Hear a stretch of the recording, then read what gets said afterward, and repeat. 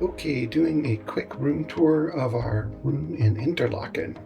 So we walk in and we have a bathroom that's actually really nice and pretty big, with a nice big shower.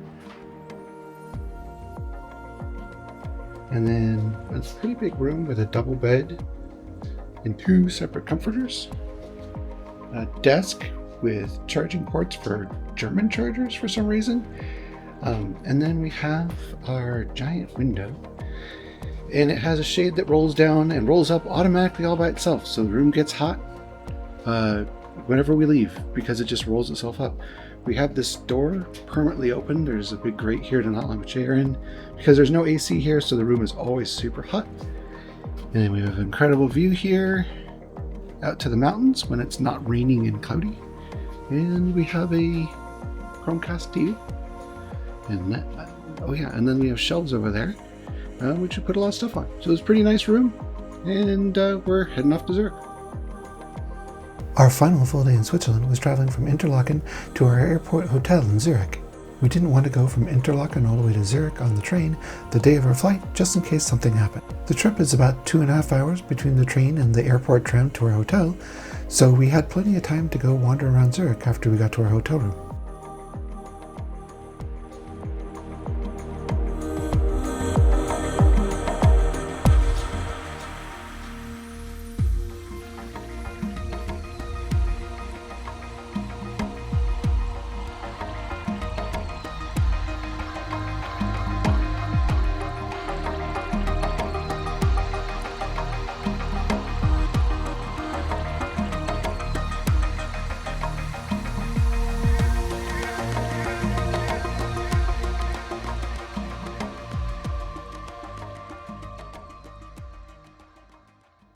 Okay, we just got to our hotel in the Zurich airport, and we'll do a quick walkthrough. So we're in the room, and we have a nice little, pretty big bathroom here with a pretty big shower.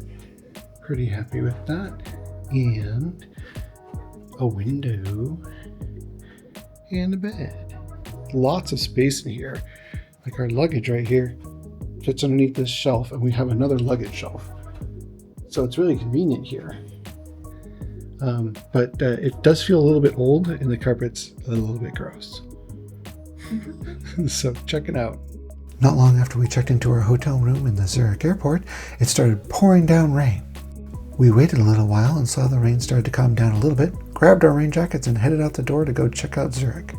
Melody had bookmarked a hot chocolate spot that she wanted to go to, so that's where we headed to first before going to dinner.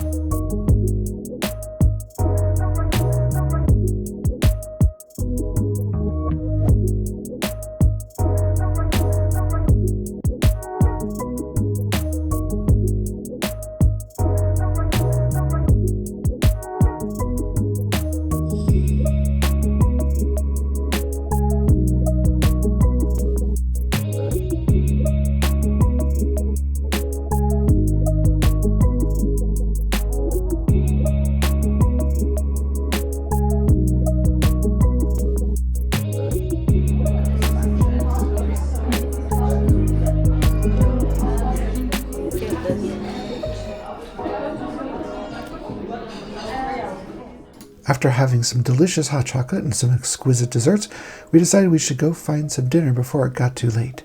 For the second night in a row, we ended up eating in the bar of a restaurant that had no reservations available. After having dealt with very mediocre food in Interlaken for the past several days, we were very happy to have a very good meal in a large city in Switzerland. By the time we were done eating dinner, it was already dark outside. It had also thankfully stopped raining, so we decided to go wander around town a bit and head back to the train station. We had an early afternoon flight the next day, so we decided to check out of our hotel room and get there about 2 hours and 45 minutes before our flight. However, while we were standing in line to drop our luggage off at Icelandair, our flight got cancelled. We were then assigned to Swissair, and we had no tickets or anything, and the actual ticket counter didn't know until it refreshed on their screen about 2 minutes after we went to go drop off our luggage. However, that Swissair flight was an hour and 15 minutes earlier than our Icelandair flight. Therefore, we had to go run over to Swissair and get tickets printed out for us because we didn't have any pre-check-in or anything done, and there was a super long line. The ticket folks at Swiss Air were really nice and were able to get us to our plane just in time before they started boarding. However, that meant instead of a straight flight back to Seattle on Icelandair, we had to do a transfer in LAX. LAX proved why I dislike it so much, because once you arrive internationally, you have to walk almost a mile to get to the domestic terminal unless you want to pay to get a taxi there. We did have time to get food though, and so we went to the California Pizza Kitchen to get a couple of personal pizzas. It was the most overpriced food we've ever had. It was $70 for 2 pizzas because of all the additional fees they had. It went from expensive airport pizza to 50% higher than the listed rate after all the percentages were added up. It reaffirmed that I will always avoid LAX in the future at all costs.